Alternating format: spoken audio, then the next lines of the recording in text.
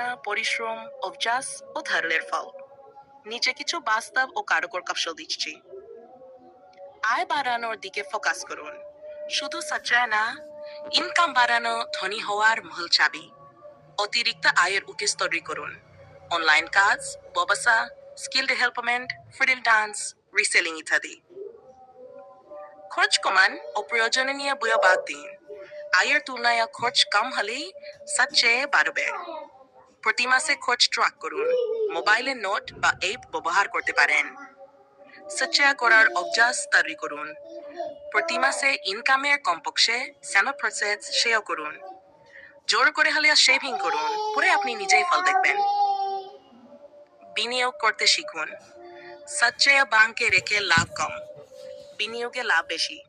বিনিয়োগের কিছু option: gold, mutual fund, share বাজার, রিয়েল এস্টেট। ছোট থেকে শুরু করুন, কিন্তু নিয়মিত করুন। দক্ষতা বাড়ান।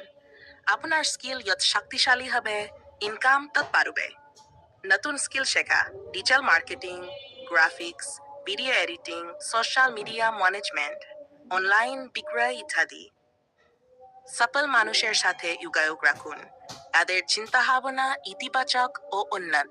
তাদের সাথে থাকলে আপনার মনোভাবও বদলাবে। নেটওয়ার্কিং সফলতার বড় অস্ত্র। ধৈর্য ও ধারাবাহিকতা।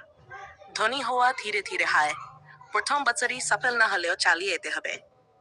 নিজের উপর বিনিয়োগ করুন, বই পড়ুন, কোর্স করুন, নতুন কিছু শিখতে থাকুন। আপনি যত উন্নত হবেন, আপনার আয়ও তত বাড়বে। ছোট ব্যবসা, অনলাইন ব্যবসা শুরু করুন। ছোট ব্যবসা ভবিষ্যতে বড় আকার নিতে পারে। ফ্যাব্রিক, পোশাক, অনলাইন স্টোর, রিসেলিং, এ কাজের ডিমান্ড বেশি, সেটা ধরুন।